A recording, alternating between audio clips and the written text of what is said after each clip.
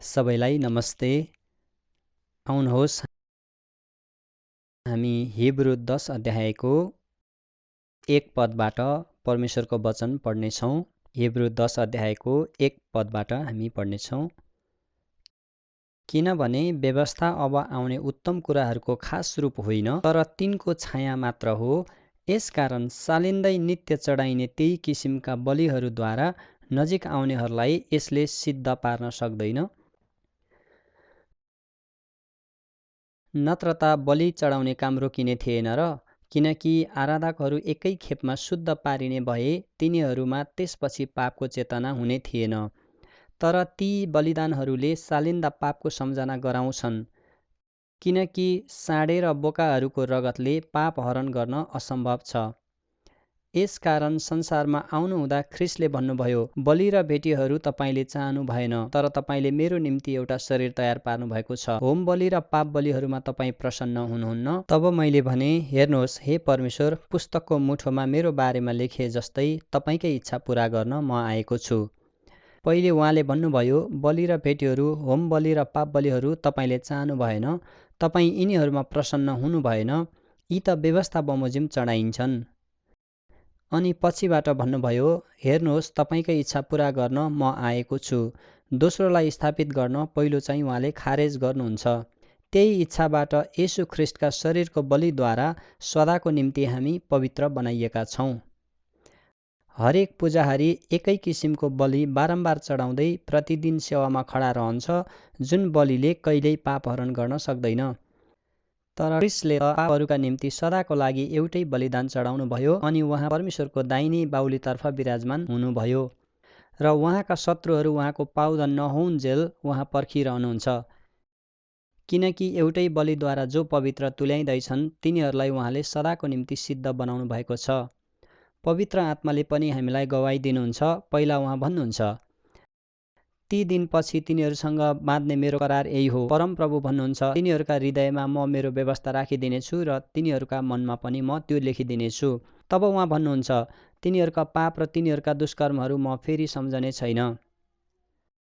अब जहाँ यी सबैको क्षमा हुन्छ, त्यहाँ अब फेरि पापको निम्ति कुनै बलि छैन। पापको कारण मैले जीवनभर धेरै दुःख भोगेको थिएँ। म जान्दैनथेँ कि मेरो पापको समस्याको म कसरी समाधान गरौँ, र जति मैले पाप समाधान गर्नको लागि कोसिस गरेँ, पापको समस्याको लागि त्यत्तिकै म झन् यस्तो समस्यामा पर्दै गएँ कि म यो पापलाई समाधान गर्ने विषयमा कहिल्यै पनि समझ पाउन सकिनँ। तर एक पटक बाइबलमा जो पापको क्षमाको विषयमा लेखिएको छ, बाइबलमा पाप जसरी क्षमा पाउने कुरा लेखिएको छ, त्यो मैले जान्न सकेँ। कसरी येशू हाम्रो सट्टामा मरेर हामीलाई हाम्रो पापबाट अनन्तकालको लागि छुटकारा दिनुभयो, त्यो जान्न सकेँ। जबसम्म मलाई पापको क्षमाको रहस्य थाहा थिएन, तबसम्म म मेरो पापको लागि तडपिरहेको थिएँ। तर जुन दिन परमेश्वरको वचन मेरो जीवनमा मैले जाने, जब परमेश्वरको वचन आएर जब परमेश्वरको वचनले मेरो मनमा पापको क्षमाको विश्वास दिनुभयो, त्यस दिन मैले मेरो पापबाट छुटकारा पाउन सकेँ। जब हामी यो यूहन्ना 5 अध्यायमा 38 सालदेखिको रोगी व्यक्तिलाई देख्दछौँ र त्यो 38 सालदेखिको बिरामी मान्छेलाई येशूले के भन्नुभयो र यो 38 सालदेखि बिरामी भएको त्यो मान्छे कुन दशामा छ, येशूलाई यो थाहा थियो र यो 38 सालदेखि यो दशामा छ। यो जानी येशूले त्यो व्यक्तिलाई के भन्नुभयो, उठ अनि आफ्नो खाट बोकेर हिँड। र यो सुन्दाखेरि उसको मनमा के भयो होला? उसको मनमा थुप्रै लडाइँ भयो होला मनमा। यो व्यक्तिले उठ अनि फेरि खाट बोकेर हिँड भनिरहेछ। म त यो 38 वर्षदेखि यो दशामा छु। म 38 सालदेखि कति पटक उठ्न कोसिस गरेको थिएँ तर सकिनँ। म कति उठ्ने कोसिस गरेको थिएँ तर म लडेँ र म जति गर्न खोज्दा पनि म सफल हुन सकिनँ। उसको मनमा त्यस्तो किसिमको द्वन्द्व चलिरहेको थियो र येशूको त्यो वचन उठ अनि खाट बोकेर हिँड र उसको त्यो सोच, म चल्न सक्दिनँ, म उठ्न सक्दिनँ, म 38 सालदेखि म यही अवस्थामा छु, के म हिँड्न सक्छु? के मलाई यो व्यक्तिले जानेको छ? मेरो विषयमा थाहा छ यो मान्छेलाई? के यो मान्छेलाई थाहा छैन म 38 वर्षदेखि यो दशामा छु भनेर? यस्तो कई प्रकारको द्वन्द्व उसको मनमा थियो। तर त्यसको दरमियानमा उसलाई एउटा सोच्ने मौका थियो। वास्तवमा मैले आजसम्म मेरो सोचमा भरोसा राखेँ। यो व्यक्ति, येशू नाम गरेको व्यक्ति मलाई भनिरहेको छ कि मलाई उठेर आफ्नो खाट बोकेर हिँड भनिरहेको छ। मैले सुनेको थिएँ कि येशूले बिरामीलाई चङ्गा गर्नुहुन्छ, येशूले ताकत दिनुहुन्छ, तर मलाई थाहा छैन उहाँले मलाई किन यसो भन्दै हुनुहुन्छ। के म एकपटक उहाँको वचनलाई विश्वास गरौँ? के म उहाँको वचनलाई विश्वास गरेर के म हिँडौँ? के गरौँ म? उसले त्यति बेला आफ्नो मनमा यो कुरालाई निर्णय गर्यो कि म एकपटक उहाँको वचन सुन्छु, एकपटक म उहाँको वचन सुन्छु। उहाँले जे भन्दै हुनुहुन्छ, उहाँले भनेको कुरालाई म दृढतापूर्वक सुन्छु। अनि त्यति बेला उसको मन र येशूको वचनसँग उसको मन एकता भयो। जब त्यति बेला येशूको वचनद्वारा उसको मनमा ताकत आयो अनि ऊ उठ्यो अनि ऊ हिँड्यो अनि उसले आफ्नो जीवनमा प्रभुको सामर्थ्यको अनुभव गर्यो र उसले आफ्नो जीवनबाट प्रभुको महिमा गर्न सक्यो। म सोच्छु कि साँच्चै म पापी हुँ, तर येशूले भन्नुहुन्छ कि धर्मी हो। त्यसो भए कुन चाहिँ ठिक हो? जसरी यो 38 सालदेखिको रोगी अरू कोही होइन, यो हाम्रो चित्र हो। र जसरी यो 38 सालदेखिको बिरामीको सोच थियो, त्यसै गरी हाम्रो पनि सोच छ। जसरी 38 सालदेखिको बिरामीको मनमा येशूको वचन गयो, त्यसरी हाम्रो मनमा पनि येशूको वचन आयो। जसरी यो 38 सालको बिरामी जीवनभर आफ्नो सोचमा परेर बसेको थियो, म रोगी हुँ, म यसरी म ठिक हुन सक्दिनँ, म अब कहिले पनि ठिक भएर चल्न सक्दिनँ, हिँड्न सक्दिनँ, म यसरी नै म मर्नेछु। यसरी बसिरहेको अवस्थामा येशूले भन्नुभयो, उठ अनि आफ्नो ओछ्यान बोकेर हिँड। यसरी येशूले भन्नुभयो, ठिक हो नि? त्यसै गरी म पनि मेरो जीवनमा जबसम्म येशूको वचन मैले सुनिनँ, जबसम्म येशूको वचन मेरो जीवनमा आएमा त धर्मी हो भनेर, तबसम्म मैले येशूको वचन जानेको थिइनँ कि म धर्मी हुँ। त्यो बेलासम्म म यो सोचमा थिएँ कि म पापी छु, म त दिनरात पाप गर्दछु, यो पापको कारण म नरकमै जान्छु। र जब म सानो थिएँ त्यति बेला पाप गर्ने व्यक्ति मान्छे चाहिँ नरकमा जान्छ भन्ने सुनेको थिएँ र मैले सोचेँ कि कस्तो खालको पाप। र त्यति बेला मैले सोचेँ झुट बोल्नु पाप हो, चोरी गर्न पाप हो, घृणा गर्नु पाप हो। र मैले मेरो जीवनमा धेरैचोटि झुट बोलेँ, धेरैचोटि चोरेको थिएँ, धेरैचोटि झगडा गरेको थिएँ र म जान्दथेँ कि मैले पाप गरेको छु। र त्यसो भए मैले पाप गरेको मान्छे कहाँ जान्छु? नरक जान्छु। र म हरेक दिन म पापी मनुष्यको रूपमा खडा थिएँ र म सोच्ने गर्थेँ कि कसरी परमेश्वरले मेरो पाप क्षमा गर्नुहुन्छ? के मेरो पाप क्षमा हुनसक्छ? यो पापको कारण म अनन्तकालको नरकमा जान चाहन्न। जसरी यो 38 सालदेखिको बिरामीको साथमा सोच थिएन कि म उठ्छु, हिँड्छु, चल्छु, कुनै सोच थिएन। त्यसै गरी मेरो मनमा पनि यस्तो सोच कहिल्यै थिएन कि म कुनै बेला धर्मी हुन सक्छु, म कहिले पवित्र हुन सक्छु र म निर्दोष बन्न सक्छु र म स्वर्गको राज्यको भागीदार हुन सक्छु। यस्तो खालको सोच मसँग कहिल्यै थिएन। तर एक दिन यो 38 सालदेखिको बिरामीको साथमा येशू आएर उठ अनि आफ्नो खाट बोकेर हिँड भन्नुभयो। त्यसै गरी येशू प्रभु मेरो जीवनमा वचनद्वारा आउनुभयो र जब येशूको वचन मेरो जिन्दगीमा आयो, येशूको वचनद्वारा मैले जान्न सकेँ कि म बिना मूल्य धर्मी भएँ। र किनकि येशूले मेरो सारा पाप उठाउनुभयो, येशूले क्रुसमा मेरो सट्टामा मर्नुभयो र उहाँले के गर्नुभयो? मलाई पवित्र बनाउनुभयो, मलाई धर्मी बनाउनुभयो। जब हामी यो बाइबललाई हेर्छौँ, यो बाइबलमा 66वटा पुस्तकहरू छन् र यो बाइबललाई यदि तपाईँले पूर्ण रूपले पढ्न चाहनुहुन्छ भने यसलाई पढ्नको लागि 60 घण्टा चाहिन्छ। र यसमा सिर्फ वचन लेखिएको छ, यसमा कुनै तस्बिरहरू राखिएको छैन, यसमा कुनै भावनाका कुराहरू छैनन्, यसमा परमेश्वरका वचन लेखिएको छ। र जब हामी यो एक एक गरेर यो वचनलाई पढ्छौँ भने यो धेरै मोटो बाइबल छ र यहाँ पुरै वचनले भरिएको छ। र यहाँ के मिल्दछ त? वचनद्वारा हामी परमेश्वरको मन जान्न सक्छौँ। जब यो वचनलाई तपाईँले पढ्नुहुन्छ एक पटक, दुई पटक, यो बाइबललाई पढ्न 60 घण्टा लाग्छ। यदि दिनमा 10 घण्टा पढ्ने हो भनेदेखि तपाईँ यो 6 दिनमा पुरा बाइबल पढ्न सक्नुहुन्छ। र परमेश्वरले मलाई यो मौका दिनुभयो र मैले बाइबललाई धेरैचोटि पढेँ। र जब मैले बाइबललाई पढ्दाखेरि पहिलो कुरा मेरो समाजमा आउने कुरा के हो भने, बाइबलको वचनले अरू कुनै भन्दछ, बाइबलको वचनले अरू कुनै भन्दैछ, मेरो सोच अर्कै केही भन्दैछ र येशूको अगुवाईहरू अरू केही भन्दै हुन्छ, क्रिस्चियन मानिसहरू अरू केही भन्दैछन्। यस्ता थुप्रै दुविधाहरू मेरो मनमा हुने गर्थ्यो। तर एक दिन यो समय आयो कि परमेश्वरले मलाई यो जान्न दिनुभयो कि म प्रभुको वचनको साथ एक हुनु भनेको प्रभुलाई विश्वास गर्नु हो। त्यसैले प्रभुको वचनसँग एक हुनु पहिला यो जरुरी छ कि म मेरो मनमा मेरो सोचलाई त्यागौँ कि जसरी त्यो 38 सालको मानिसले त्याग्यो। जसरी त्यो 38 सालको रोगीले आफ्नो सोच त्याग्यो, म ठिक हुन सक्दिनँ, म हिँड्न सक्दिनँ, म डुल्न सक्दिनँ, यो सोचलाई 38 सालको बिरामीले त्यागिदियो र उसले येशूको वचनलाई ग्रहण गर्यो र उसले येशूको वचनलाई विश्वास गर्यो कि म हिँड्न सक्छु। र येशूले भन्नुभयो उठ, येशू ख्रिस्टले भन्नुहुन्छ आफ्नो खाट बोक अनि हिँड। त्यसै गरी जब उसले येशूको वचनलाई सुन्यो अनि उसले आफ्नो मनमा एउटा कुरा निर्णय गर्न सक्यो कि म आफ्नो सोचलाई विश्वास गरौँ या येशूको वचनलाई स्वीकार गरौँ। र मेरो सोचलाई विश्वास गरेर मलाई कुनै लाभ छैन, म 38 सालदेखि यही दशामा छु, अब म येशूको वचन विश्वास गर्नेछु। उसै तरिकाले जसै पति पत्नीको बिचमा झगडा पर्ने हो भनेदेखि जब उनीहरूको साथमा झगडा परिसके पछाडि अब हामी दोस्रो पटक फेरि झगडा गर्दैनौँ, अब हामी मिलेर बस्छौँ, यसरी उनीहरू मिलिरहने कुरा होइन। उनीहरू फेरि दोस्रोचोटि फेरि झगडा नगर्ने कुरा होइन।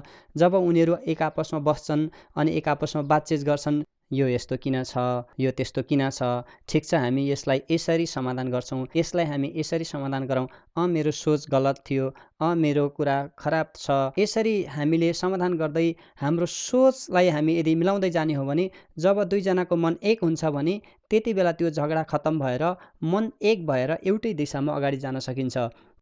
त्यसै गरी यो 38 सालको रोगीको मनमा पनि थुप्रै झगडा थियो। उसको मनमा के थियो? उसको मनमा यो सोच थियो कि म उठ्न सक्दिनँ, म हिँड्न सक्दिनँ। तर उसको मनमा येशूको वचन आयो, उठ अनि आफ्नो खाट बोकेर हिँड। जब उसको मनमा येशूको वचन आउँछ, येशूको वचनले उसको सोचलाई तोडिदिन्छ। येशूको वचनले उसको मनलाई तोडेर उसको सोचलाई येशूको वचनले पुरै निकालेर उसलाई नयाँ मन प्रदान गर्नुहुन्छ। र त्यो के हो त? म उठ्न सक्छु, म हिँड्न सक्छु, म डुल्न सक्छु, ठिक छ म एकचोटि कोसिस गर्छु।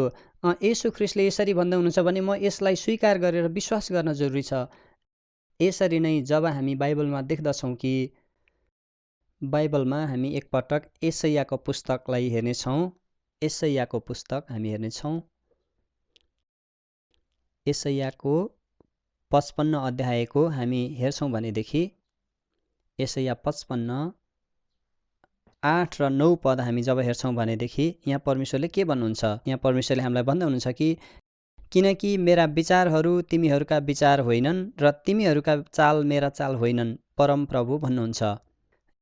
यहाँ हामीले पनि सिर्फ पाप क्षमा गरिदिनुहोस्, दया गरिदिनुहोस् भनेर परमेश्वरको अगाडि भनेर हुँदैन। परमेश्वरको अगाडि यसरी चल्दैन, हे प्रभु मेरो पाप क्षमा गरिदिनुहोस्, हे प्रभु मेरो पाप दया गरेर धोइदिनुहोस्, मलाई पवित्र गरिदिनुहोस्, मलाई धर्मी बनाइदिनुहोस्, यस्तो प्रकारको कुराहरू गरेर हुनेवाला छैन।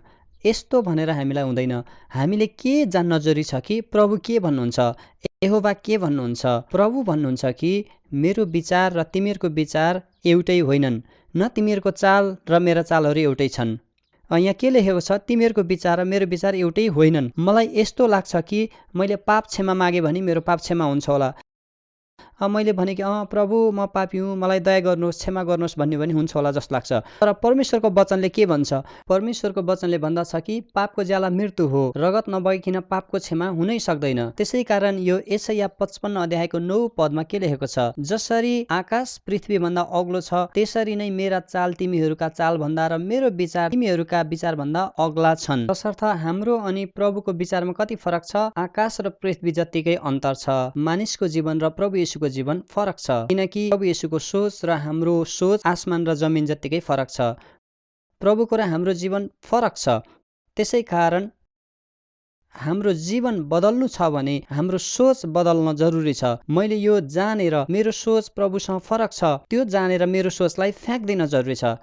जब मैले मेरो जीवनमा प्रभुभन्दा फरक भएको मेरो सोच फ्याँकिदिन्छु, जब म प्रभुको वचनलाई मेरो मनमा स्वीकार गर्छु, तब त्यो 38 सालको रोगी जस्तै म के हुन्छु?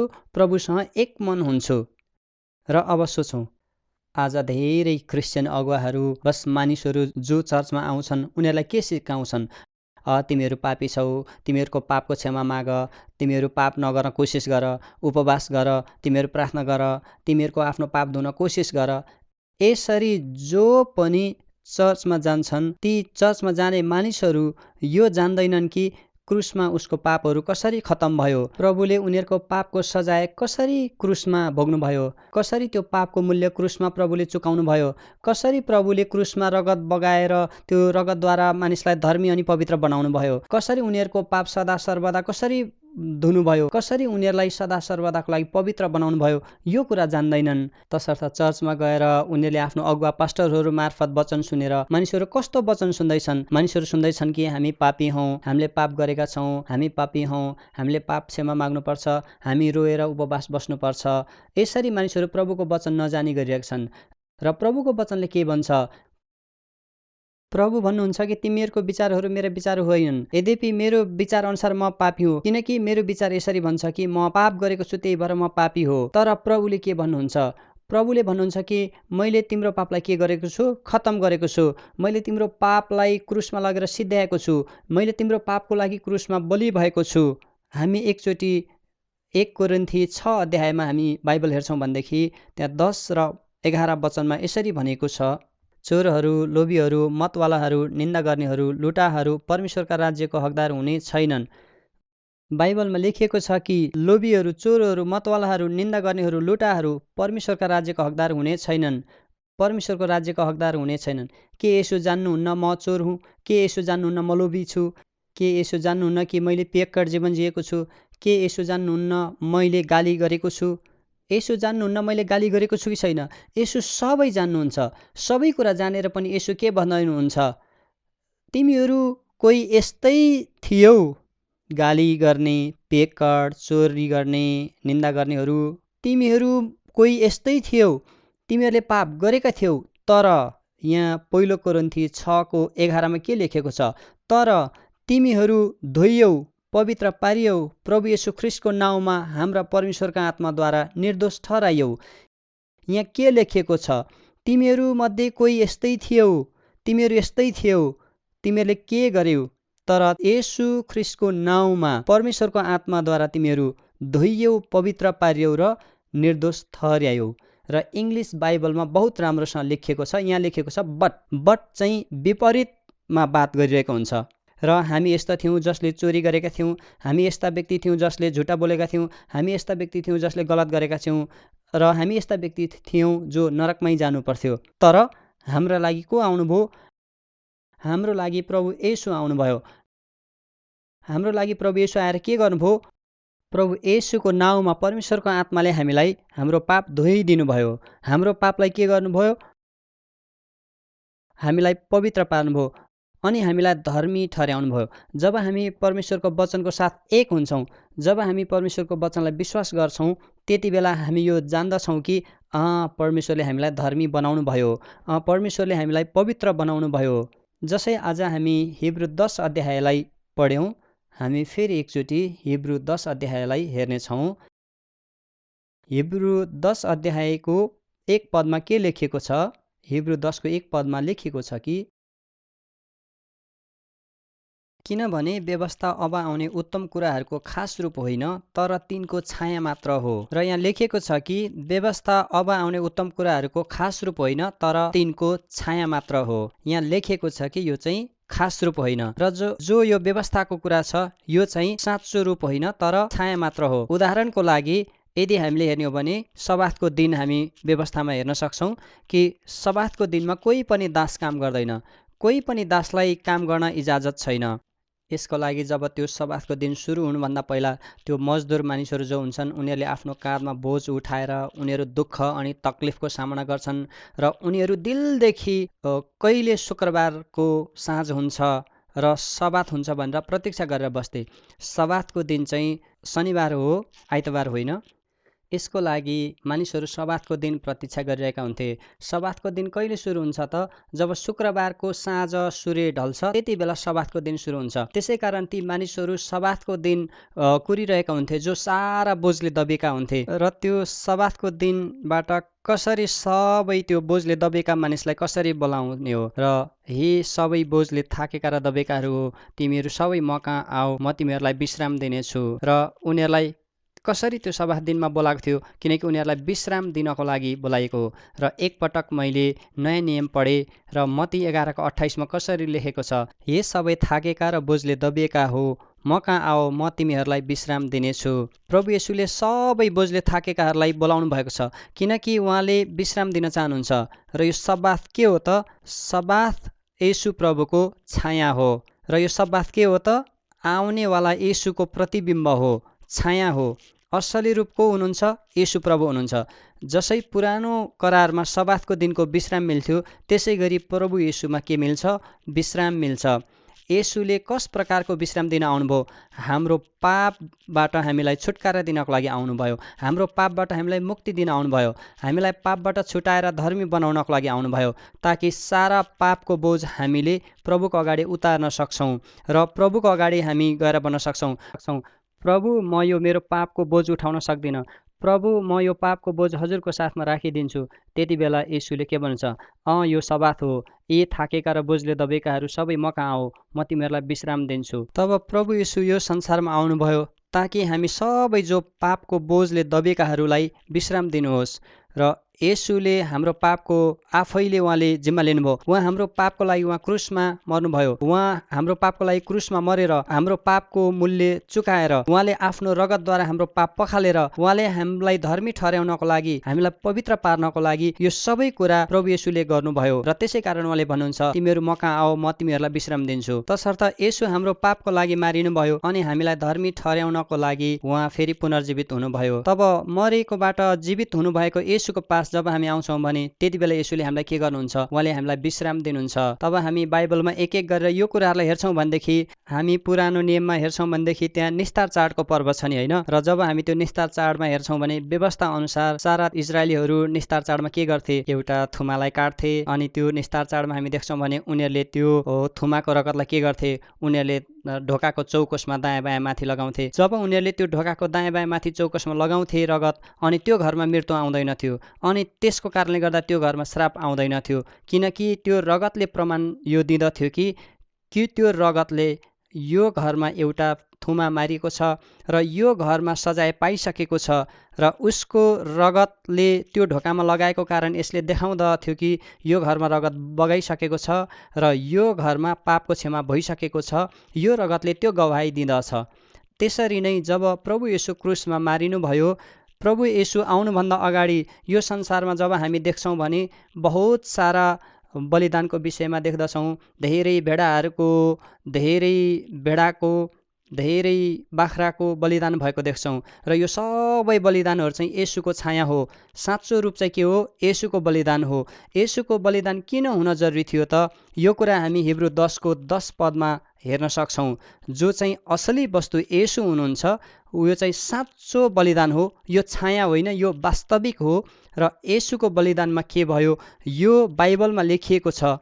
त्यही इच्छाबाट येशू ख्रीष्टका शरीरको बलिद्वारा सदाको निम्ति हामी पवित्र बनाइएका छौँ। यो उही इच्छाद्वारा। यो कसको इच्छा हो? परमेश्वरको इच्छा हो। परमेश्वरको इच्छा के हो? हामीलाई पवित्र पार्ने इच्छा हो। येशू ख्रीष्टको शरीरको एकैपल्ट बलिदान गरेर हामी पवित्र बनाइएका छौँ। तर आज कहीँ सारा चर्चहरू यो सिकाउँछ कि हामी पापी हौँ, तिमी पापी छौ। आज धेरै क्रिस्चियन लिडरहरू मानिसहरूलाई यो सिकाउँछन् कि तिमी पापी छौ, हामी पापी छौँ, तिमीले पाप गरेका छौ, त्यही भएर तिमी पापी हौ, तिमी पापी हौ, तिमी पाप गर्छौ, त्यसकारण कसरी पवित्र हुन सक्छौ, कसरी धर्मी हुन सक्छौ?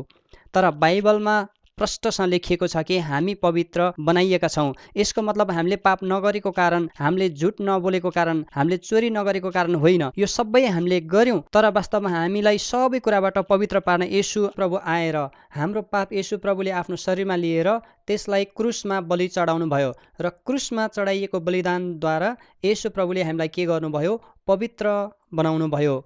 हिब्रू 10:11 हामी हेर्ने हो भने पुरानो नियममा पुजारीहरूले के गर्थे? हरेक पुजारी एकै किसिमको बलि बारम्बार चढाउँदै प्रतिदिन सेवामा खडा रहन्छ, जुन बलिले कहिल्यै पाप हरण गर्न सक्दैन। तसर्थ पुरानो नियममा जब हामी हेर्छौँ भने कसरी बार बार मानिसहरूले बलिदान चढाउँथे, र त्यो बारम्बार चढाएको बलिदानद्वारा पनि मानिसहरू पापबाट छुटकारा पाउँदैनथे। तर 12 लेखिएको छ, तर यस व्यक्ति, यो येशूको विषयमा लेखिएको छ, तर ख्रीष्टले त पापहरूका निम्ति सदाको लागि एउटै बलिदान चढाउनु भयो, अनि उहाँ परमेश्वरको दाहिने बाहुलीतर्फ विराजमान हुनुभयो भनेर लेखेको छ। र यो व्यक्तिको मतलब चाहिँ कसको बारेमा लेखिएको छ? येशूको बारेमा लेखिएको छ। पापको बदलामा मतलब हाम्रो सारा पापको बदलामा एउटै बलिदान। पुरानो नियममा एउटा पापको लागि एउटा बलिदान चढाइन्थ्यो, तर यो येशूको बलिदान हाम्रो सारा पापको बदलामा एउटै बलिदान सदाको लागि चढाएर उहाँ परमेश्वरको दाहिने बाहुलीतर्फ विराजमान हुनुभयो। त्यस पछाडि 13 पदमा लेखिएको छ, र उहाँका शत्रुहरू उहाँको पाउदन नहुन्जेल उहाँ पर्खिरहनुहुन्छ। त्यसो भए उहाँको बैरी शत्रुको हो त, जो येशूको पाउदन हुन प्रतीक्षा गरेर बसिरहेका छन्। त्यो बैरी ती व्यक्तिहरू हुन् जो येशू क्रुसमा मरेर उसलाई पवित्र गर्नुभयो, तर उसले आफूलाई पापी मानिरहेको छ र उसले येशूको क्रुसलाई फेल सम्झिरहेछ र उसले येशूको बलिदानलाई स्वीकार गरिरहेको छैन र आफ्नो पापलाई आफैले धुन कोसिस गरिरहेछ आफ्नो प्रार्थनाद्वारा, आफ्नो बिन्तीद्वारा। र यी सारा मानिसहरूलाई बाइबलमा बैरी भनिएको छ, जो चाहिँ परमेश्वरको पाउको तल आउन प्रतीक्षा गरिरहेको छ। र 14 पदमा लेखिएको छ, किनकि एउटै बलिद्वारा जो पवित्र तुल्याइँदैछन् तिनीहरूलाई उहाँले सदाको निम्ति सिद्ध बनाउनु भएको छ। यो वचनद्वारा हामी हेर्न सक्छौँ कि परमेश्वरले हामीलाई पवित्र मात्र होइन, हामीलाई सिद्ध पनि बनाउनु भयो। त्यस पछाडि अझै यहाँ लेखिएको छ, पवित्र आत्माले पनि हामीलाई गवाही दिनुहुन्छ। पहिला उहाँ भन्नुहुन्छ, ती दिनपछि तिनीहरूसँग बाँध्ने मेरो करार यही हो, परमप्रभु भन्नुहुन्छ, तिनीहरूका हृदयमा म मेरो व्यवस्था राखिदिनेछु र तिनीहरूका मनमा पनि म त्यो लेखिदिनेछु। यो प्रभुले गर्नुहुन्छ, यो हामीले गर्ने कुरा होइन, प्रभुले गर्नुहुन्छ। उहाँको नियमले हाम्रो मनलाई पक्रिनुहुन्छ, यानि कि येशूको हृदय हामीलाई दिनुहुन्छ र त्यो मनद्वारा हामी हाम्रो जीवन बिताउँछौँ। र 17 पदमा लेखिएको छ, तब उहाँ भन्नुहुन्छ, तिनीहरूका पाप र तिनीहरूका दुष्कर्महरू म फेरि सम्झने छैन। आज सबै मानिसहरू हामी हाम्रो पापलाई सम्झाउँदछन्, तिमीहरू आफ्नो पापलाई याद गर, तिमीहरू आफ्नो पापको लागि क्षमा माग। यसरी आज कति क्रिस्चियन लिडरहरूले भन्दछन्, तर परमेश्वर भन्नुहुन्छ कि म तिनीहरूका पाप र तिनीहरूका दुष्कर्महरू म फेरि सम्झने छैन। र 18 पदमा लेखिएको छ, अब जहाँ यी सबैको क्षमा हुन्छ त्यहाँ अब फेरि पापको निम्ति कुनै बलि छैन। र परमेश्वरले अब के भन्नुहुन्छ कि अब येशूको रगतद्वारा, येशूको बलिद्वारा तिमी पवित्र बनाइएका छौ, तिमी सिद्ध बनाइएका छौ। अब तिम्रो पाप अधर्म क्षमा गरिएको छ, त्यसकारण अब पापको लागि कुनै बलिदान बाँकी छैन। जब हामी यो विश्वास गर्छौँ कि त्यो 38 सालको रोगी जसै हामी एक मनका हुन्छौँ अनि हाम्रो मनमा नयाँ मन आउँछ, मेरो पाप क्षमा भएको छ, म धर्मी अनि पवित्र बनाइएको छु, अब परमेश्वरले मेरो अधर्म कहिले सम्झिनुहुन्न, अब मैले बलि चढाइरहन जरुरी छैन, किनकि येशूको बलिद्वारा मेरो सबै पाप क्षमा भइसकेको छ। म आशा गर्छु कि तपाईँ परमेश्वरको साथमा एक मनका हुनुहुन्छ। आउनुहोस् हामी प्रार्थना गर्नेछौँ। परमेश्वर पिता, हामी धन्यवाद दिँदछौँ कि हजुरले हामीलाई वास्तवमा निरन्तर सिकाइरहनु भएको छ कि हामी कसरी हजुरसँग एक मनको हुन्छौँ, र किनकि हाम्रो सोच विचार हजुरको विचार होइन, हजुरको विचार हाम्रो होइन। परमेश्वर हामीलाई अनुग्रह दिनुहोस् कि हामी आफ्नो विचार त्यागेर हजुरको सोच विचारलाई स्वीकार गर्न सकेर हजुरसँग एक मनको हुन सकौँ। परमेश्वर पिता, साँच्चै हजुरले हामीलाई भन्दै हुनुहुन्छ कि येशू ख्रिस्टले क्रुसमा चढाएको बलिद्वारा हामी पवित्र भएका छौँ। परमेश्वर पिता, हामी आफू पापी भएको कुरा, त्यो सोच विचार फ्याँकेर येशूको बलिदानद्वारा पवित्र भएको कुरालाई विश्वास गरेर एक मन भएर जिउन अनुमति दिनुहोस् र परमेश्वरको अनुग्रह र आशिष पाउन अनुग्रह दिनुहोस्। येशू प्रभुको नाउँमा प्रार्थना गर्दछु, आमेन। धेरै धेरै धन्यवाद। समापन गर्नेछौँ।